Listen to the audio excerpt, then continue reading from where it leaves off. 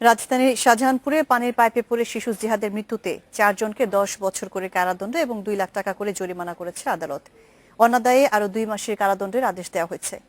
দুপুরে ঢাকার 5 নম্বর বিশেষ জজ আদালতের বিচারক মোহাম্মদ আখতারুজ্জামান এ রায় ঘোষণা করেন। পর্যবেক্ষণে বলা হয়েছে, আসামিদের অবহেলার কারণেই জিহাদের মৃত্যু হয়েছে। ঢাকার 5 নম্বর বিশেষ জজ আদালতে 6 আসামির উপস্থিতিতে প্রায় 1 ঘণ্টা ধরে 3 বছর আগের এই আলোচিত মামলার রায় ঘোষণা করে বিচারক মোহাম্মদ আখতারুজ্জামান।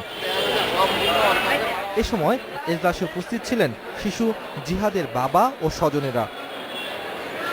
সাজাপ্রাপ্তরা হলেন ঠিকাদারি প্রতিষ্ঠান SR হাউজের মালিক শফিকুল ইসলাম ওরফে আব্দুস সালাম, রেলওয়ের উপসহকারী প্রকৌশলী জাহাঙ্গীর আলম, সহকারী প্রকৌশলী নাসির উদ্দিন ও ইলেকট্রিশিয়ান জাফর আহমেদ।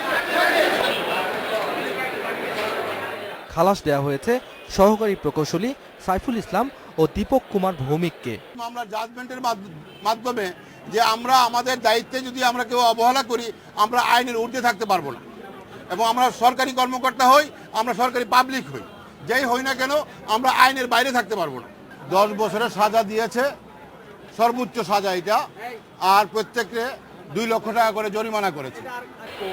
রায়ের পর্যবেক্ষণে আদালত বলেছে, আসামিদের অবহেলার কারণেই শিশু জিহাদের মৃত্যু হয়েছে।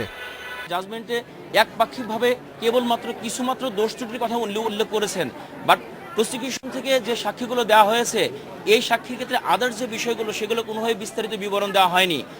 তবে এই রায়ে সন্তুষ্ট হতে পারেনি জিহাদের বাবা। ন্যায় বিচার পাই না, 6 জনের শাস্তি দিলে আমি ন্যায় বিচার পাই। একই অভিযোগ ছিল, 2 জন খালাস দিল, 4 জনের সাজা দিল, এই জন্য আমি ন্যায় বিচার জানাই। 2014 সালের 26শে ডিসেম্বর শিশু জিহাদ ওয়াসার পরিত্যক্ত পাইপে পড়ে মারা যায়।